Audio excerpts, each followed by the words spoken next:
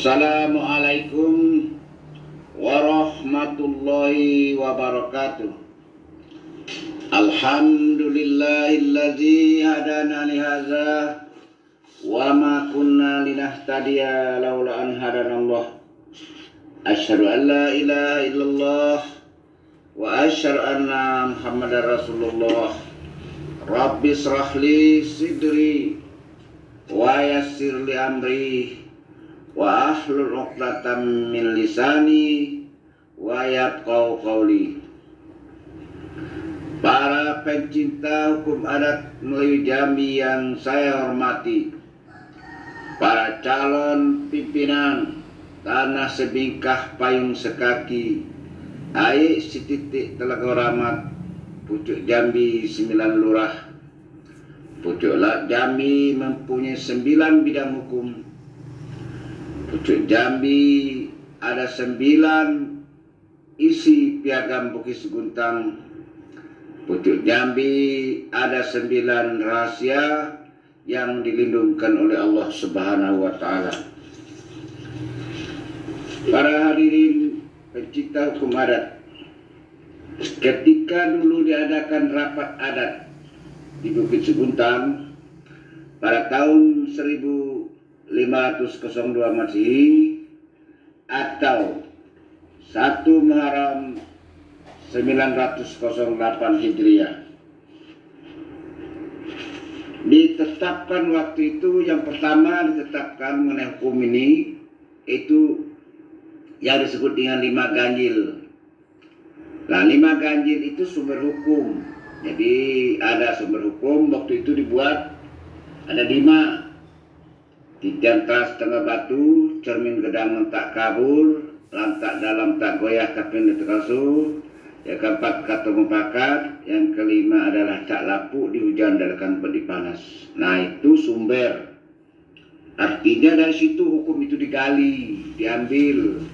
Karena hukum adat Jambi itu digali dari surat Nisa 36. Nah, dari situ digali semuanya, termasuk nama Jambi juga dari surat Nisa 36 itu. Kemudian di bawah Pucuk Undang dibuatlah hukum dasar. Jadi yang disebut dengan hukum dasar ini, maaf ngomong, seperti Undang-Undang Dasar Negara. Jadi yang mengatur tentang pokok-pokok mengenai hukum. Nah gitu. Dari Undang-Undang Dasar itu dijabarkan kepada masing-masing undang-undang sesuai dengan kepentingan manusia, kepentingan masyarakat. Nah, jadi dalam hukum adat Jambi juga seperti itu.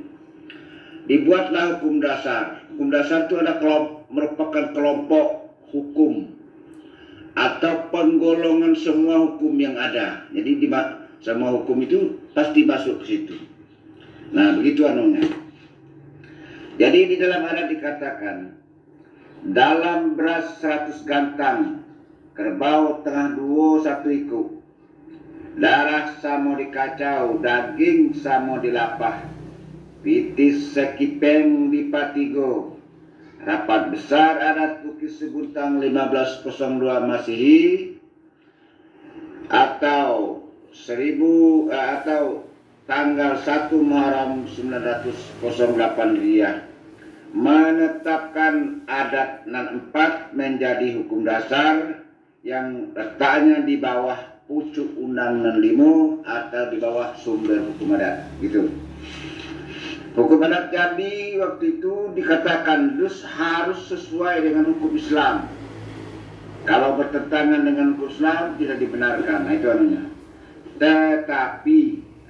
Tetapi ada kecualinya. Tentang kualifikasi hukum yang dijatuhkan itu berbeda.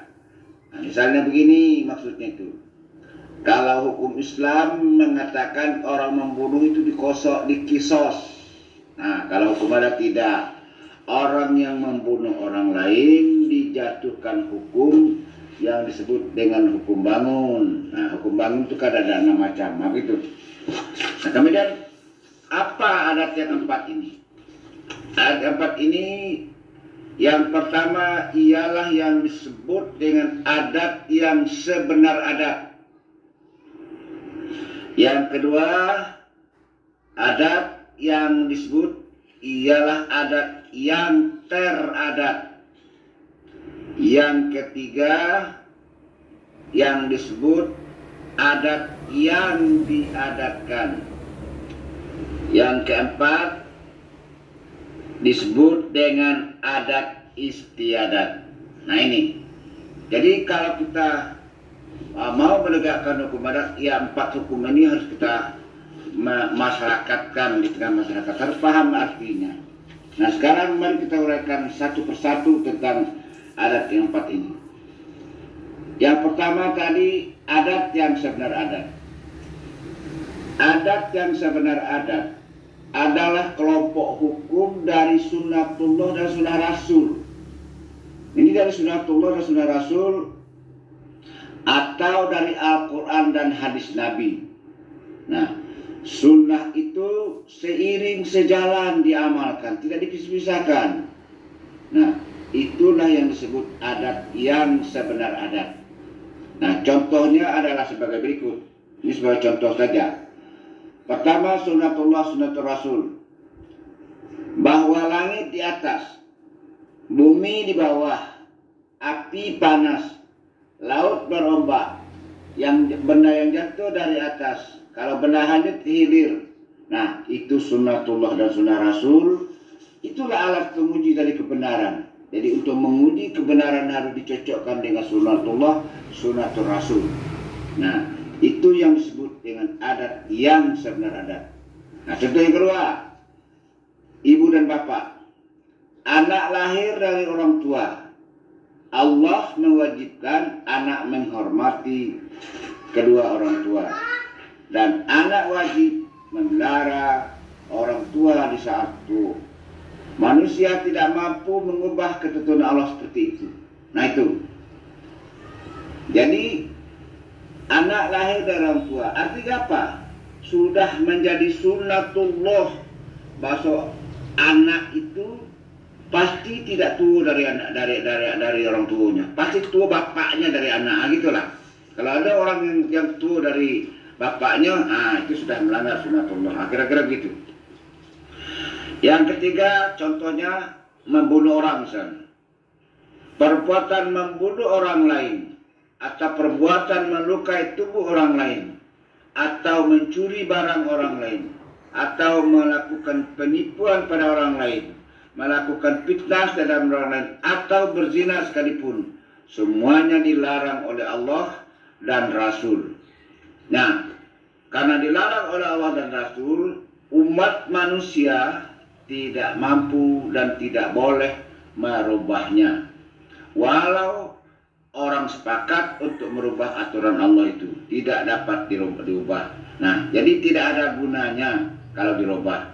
Karena hukum semua itu adalah haram kata agama, larang pantang kata adat. Itulah yang disebut dengan adat yang sebenar adat. Nah itu. Nah kemudian yang kedua, adat yang teradat. Adat yang teradat adalah kelompok hukum dari sunnatullah juga, tapi kepada sifat yang atau yang melekat kepada suatu objek dan subjek tentang sesuatu. Nah ini memang agak sulit, banyak orang yang salah mengartikan ini. Sifatnya apa? Misalnya begini, es sifatnya dingin, api sifatnya panas, air itu sifatnya horizon, mau mengalir ke tempat yang rendah saja. Nah, kalau dalam hukum berupa naluri orang yang dibawa sejak lahir. Nah, jadi setiap orang ada nalurinya yang dibawa sejak lahir. Nah, itu tidak bisa dibantah. Ada sifat pemarah, ada sifat sedih, ada sifat kasih sayang. Nah, itu naluri. Jadi inilah sifat yang sudah ada sejak di lahir. Nah, mari kita ambil contohnya. Pertama, anak lahir dari ibu. Ini ada adat teradatnya. Anak lahir dari ibu, maka teradat anak menghormati ibu. Jadi kalau anak tidak teradatkan menghormati ibu, nah dia anak durhaka. Kemudian terhadap anak memanggil ibu bapaknya dengan orang tua. Lalu sebaliknya, terhadap pula ibu cinta dan kasih sayang kepada anaknya.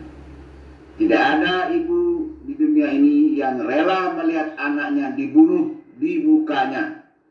Nah, ketika Nabi Sulaiman mau memotong ketika Sulaiman mau memotong seorang anak, karena ada dua orang ibu yang berebut anak. Ibu yang satu rela anaknya dipotong dua, sedangkan ibu yang lain tidak rela. Nah, lalu Nabi Sulaiman menyerahkan anak yang mereka rebut itu kepada ibu yang tidak mau anaknya dipotong dua tadi. Nah, kenapa? Karena menurut sudah teradat, sudah sifatnya seorang ibu. Tidak ada ibu yang mau melihat anaknya dibunuh, dipotong di mukanya. Nah itu, ini dasarnya. Jadi sudah teradat ibu itu sayang dengan anaknya. Dan ibu yang satu mau anaknya dipotong. Kenapa? Ya karena bukan anak dia. Nah kira-kira gitu. Yang kedua, betina kawin dengan jantan. Ini sudah sifat. Sudah teradat seorang perempuan mencintai laki-laki. Sudah teradat laki-laki mencintai perempuan.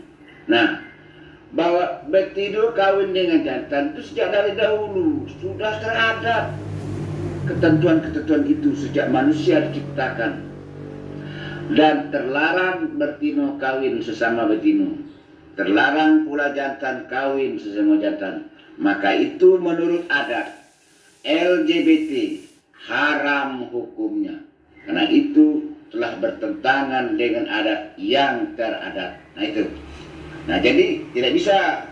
Jadi kalau orang yang bertanya bagaimana LGBT belum perkembangan zaman, tidak bisa. Itu sudah menentang daripada fitrah manusia.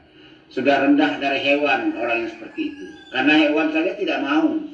Ayam tidak mau kawin sama ayam betina.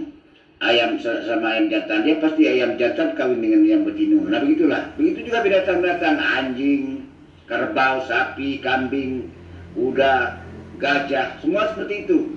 Nah jadi kalau manusia sekarang mencintai yang betina mencintai betina, jantan mencintai jantan, nah ini sudah rendah dari hewan, rendah dari beruk di hutan, monyet di rimbo. Nah itu. Yang ketiga, dalam hal menjual dan membeli. Dalam menjual dan membeli sudah teradat si penjual menyerahkan barang yang dijualnya. Dan sudah teradat pula si pembeli membayar harga barang yang dibelinya. Ini sudah dari dulu. Manusia mana saja, mau primitif, mau modern, mau orang kampung, mau orang kota, itulah yang sudah teradat. Jadi walaupun ada hukum mengatur atau tidak, sudah teradat dari dahulu. Nah itulah yang disebut dengan adat yang teradat. Nah yang ketiga, adat yang diadatkan. Nah adat yang diadatkan adalah kelompok hukum yang dibuat oleh manusia dengan kata mufakat. Jadi orang bermasyarakat tentang hukum, lalu dibuatlah hukum yang tidak ada, lalu diadakan, dibuat sendiri. Nah, dibuat bersama-sama dengan kata mufakat. Jadi tidak ditulis disebut hukum adat, bila tertulis disebut undang-undang. Nah, jadi hukum yang dibuat oleh manusia itu namanya adat yang diadatkan. Bila dia ditulis, itu undang-undang, seperti DPR membuat hukum. Nah, kalau bukan tertulis, namanya hukum adat. Nah, gitu. Nah, apa contohnya ini? Pertama, kalau melukai orang. Nah, misalnya begini. Kalau orang ada luka ringan, lalu disepakati hukumnya, ayam 1 ekor, beras 1 kantang. Kecik babatu gendang babukal, baiku bakupalo, didenduk dengan emas 5 emas. Nah, menetapkan hukum seperti ini, inilah yang disebut adat yang diadatkan. Nah, itu. Nah, artinya kalau didenda dengan 5 emas. Nah, 5 emas itu sama dengan 2,5 gram. 1 emas sama dengan 1,5 gram. Berarti 5 emas sama dengan 12 gram. Nah, kalau seandainya 1 emas itu harganya 100, 100.000 berarti 5 emas itu sama dengan 1.250. Nah itu artinya. Jadi ini yang seperti inilah yang disebut dengan adat yang diadatkan. Kita buat hukum itu lalu kita pertahankan. Nah itu. Yang kedua, bujang gadis bertunangan. Bila bujang gadis bertunangan, nah yang melakukan, siapa melakukan ura ungkai, artinya mengubah janji, itu disepakati, dibuat hukumnya. So balik duo, meh teluci pulang mandi, tebu setutung di german gajah. Itu adat yang diadatkan sejak dulu. Tapi sayang sekarang ini, yang seperti ini sering dilupakan orang ketika berjanji bertunangan. Yang jantan menyerahkan tano, tapi yang betina tidak ada menyerahkan tano. Nah, kalau tidak menyerahkan tano berarti tidak berlaku. So balik dua ini, meh teluci pulang mandi, tebu setutung german gajah. Nah ini, padahal ini adalah hukum yang dibuat oleh orang, dibuat oleh rapat adat di Sekuntang dulu. Nah itu anunya. Yang ketiga, anak bini berzina. Bila istri berzina di dalam hukum adat Jambi disebut dengan ayam betino benci kesangka, buyu telurnya. Tidak berhak atas harta bersama. Bila dia bercerai, turun dari rumah dengan kain lekat dari badan. Harta bersama menjadi milik suami. Si istri melanggar hak suami karena menyerahkan emas suami yang disimpan di dalam kainnya. Nah, ini maksudnya begini. Bila anak bini berzina, berselingkuh, sekarang ini berselingkuh dengan orang lain, dengan jantan lain. Nah, maka hukum orang yang seperti ini dibuat hukumnya dari sejak dulu. Maka si perempuan yang anak bini yang melakukan zina ini disebut dengan ayam betino benci kesangka buyu telurnya. Maka dia, kalau dia bercerai, suaminya minta cerai, maka harta bersama si istri yang berselingkuh ini tidak mempunyai hak. Nah itu dibuat dari dulu dan diadatkan terus menerus sampai hari ini. Nah itulah yang disebut dengan adat yang diadatkan. Nah yang keempat adalah adat istiadat. Jadi kalau tadi adat yang sebenar adat, adat yang teradat, adat yang diadatkan, maka yang keempat adalah adat istiadat. Adat istiadat ini adalah budaya atau kebudayaan yang timbul dari kebiasaan yang tumbuh di tengah-tengah masyarakat. Kebudayaan itu datang tidak batui, pergi tidak memberitahu. Bila dilanggar, tidak ada sanksi hukumnya. Itu budaya. Misalnya, yang pertama, kalau betina bunting gadis.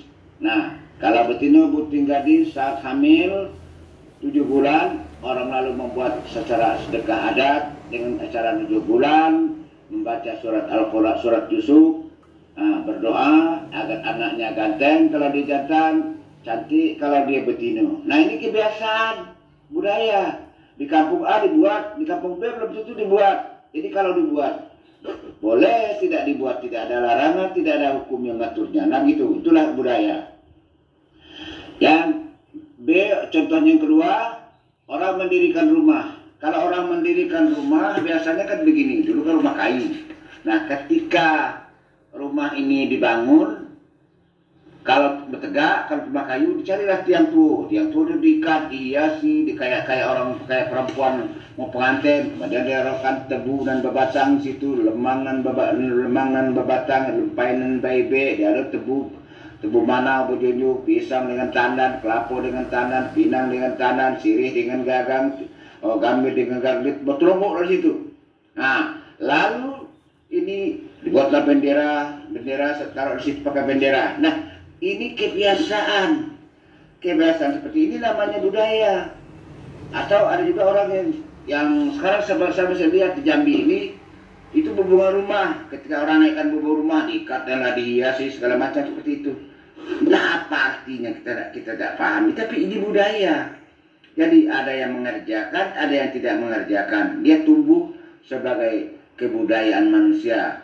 Jadi kalau dikerjakan tidak boleh, tidak dikerjakan tidak ada hukum yang mengaturnya. Nah itulah yang disebut dengan adat istiadat. Jadi adat istiadat itu budaya. Budaya itu luas. Bisa dalam bentuk berbicara, bisa dalam bentuk potong rambut, bisa dalam bentuk pakaian, bisa dalam bentuk rumah, bisa dalam bentuk ya perangai keseharian. Budaya itu budaya namanya. Nah jadi tumbuh dan berkembang di tengah-tengah masyarakat. Kadang-kadang hilang, tidak ada yang melarangnya, tidak ada yang tahu kemana perginya. Jadi barangkali itu saja yang kita sebut dengan adat yang 4, yang disebut dengan hukum dasar dalam hukum adat Negeri Jambi.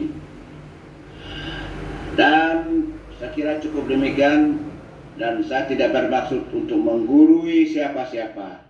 Ya sudah tidak pula bermaksud untuk menyinggung hati siapa-siapa.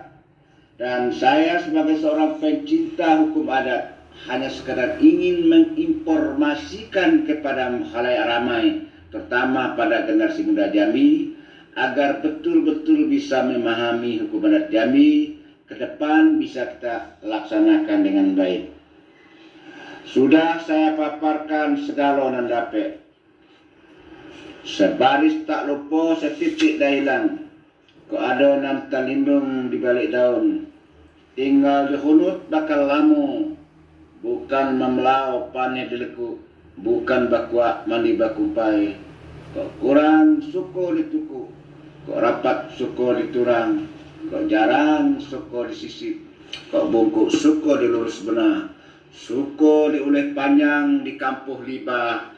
Alam tak kembang menyudahi. Tamat kaji kitab dilingkup, tamat gayung pedang diletak. Hikayat habis sengketo sudah, sah samo balunjo, batal samo diampang.